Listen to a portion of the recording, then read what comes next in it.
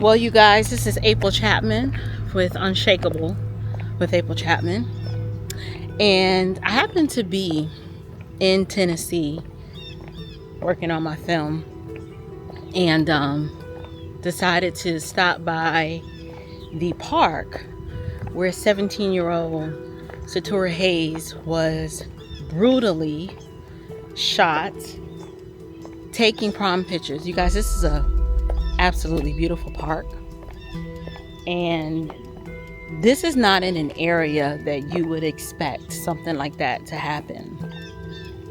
And so I just wanted to come around and pay my respects and talk about the shift and the change that is currently happening in our country, where there is definitely a shift there's a dynamic power shift that's happening, and it's happening for the good, but there are certain people, bad actors, who are trying to use the cultural shift that's happening in our nation.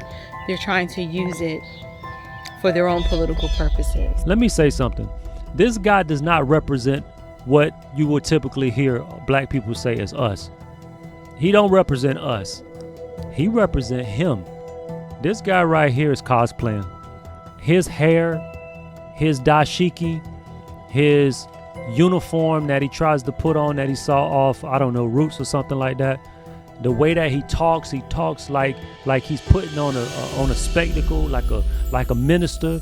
He watched all Dr. Martin Luther King videos. You can just tell this guy is just trying to play black, the blackest of black, as long as he possibly can, and he need to be voted out. That's just the truth. And one of the phrases that we used was "stop the steal." This is the stealing of congressional districts. This is the stealing of people's voice to literally rig it so that he can win. And you have the most unprincipled people who are in political offices right now. The same people who say they care about democracy and this is a republic and people should be able to choose their elected officials. Their elected officials shouldn't be able to choose them. Those same Republicans who would say those lines are now the co-conspirators, along with this white supremacist president of the United States, to take and to steal this election because he doesn't want to be impeached, because he doesn't want to be held accountable for the American citizens he killed with these ICE raids and the deportations that he has caused and the harm that he has introduced into our body politic. He doesn't want to be held accountable. So they are literally rigging and stealing elections and congressional seats to stop that from happening. Chill, buddy. Chill. As you see, he'll jump from one talking point to the next. It's Trump's fault. White supremacy is the responsibility.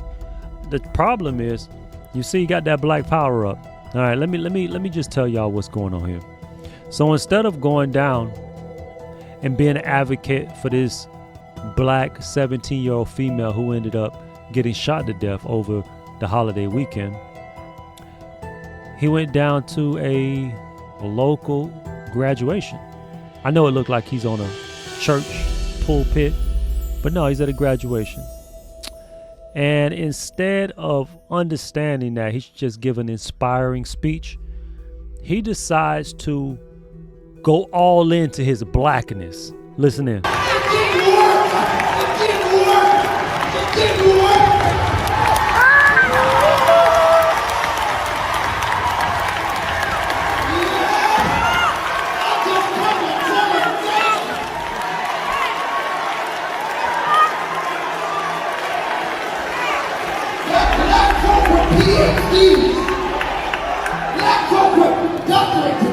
Pushing for answers there tonight, and Haywood County schools will be closed tomorrow. The TBI urging anyone with pictures or cell phone video from Friday to contact 1-800-TBI-FIND or Brownsville Crime Stoppers.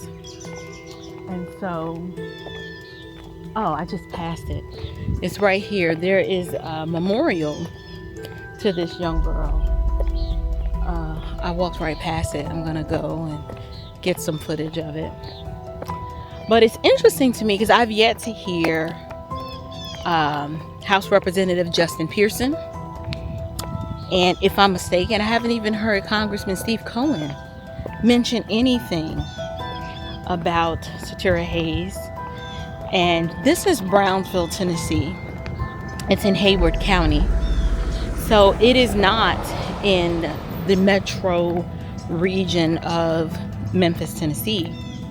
But it's close enough to where if something like this happened, you would want them to have something to say about it. The question is, why aren't they outraged?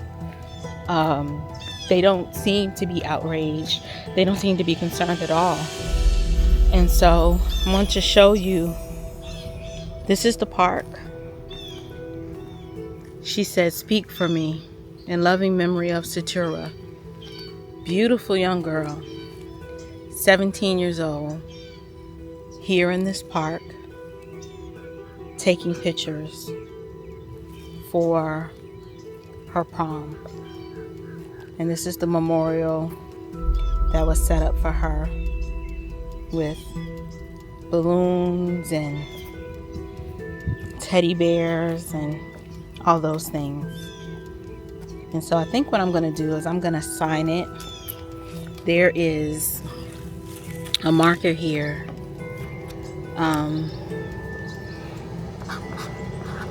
You will not be forgotten.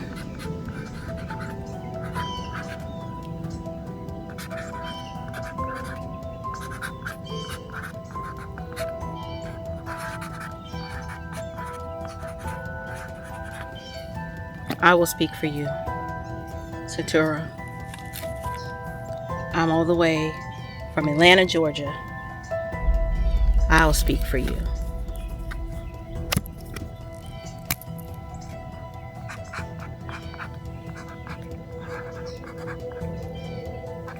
I'll speak for you.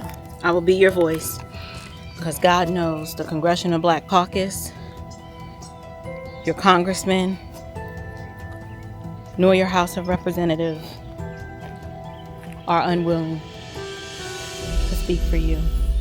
This is a beautiful park, quiet neighborhood. Y'all, this is not the hood. There's nothing hood. Look at this. Look at this area. Nothing hood about this. She was shot here, taking prom pictures. And the young man that did it, I can guarantee you, fatherlessness has a lot to do with it. He probably has no father in the home, no father to restrain the lawlessness in his heart. And so I just wanted to come here to pay respects to Saturah and to bring attention and awareness to all of these black representatives who claim to care about black lives, but who cared about her black life? When did her black life matter? We're unable to see or believe that her black life mattered. She wasn't gunned down by a cop or a police officer. So I guess in that instance, her black life didn't matter.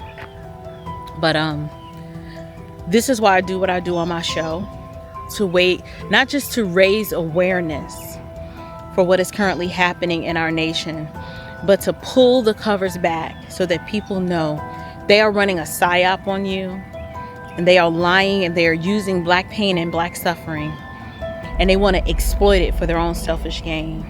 So rest in peace, Saturah. You will not be forgotten. Grace and peace, you guys.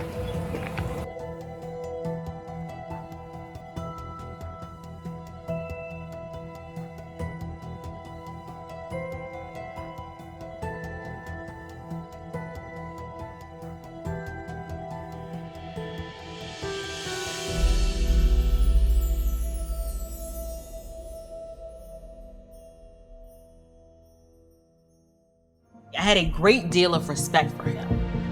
So it was shocking for me to hear someone that I held in such high esteem say something so bold and provocative and downright rude.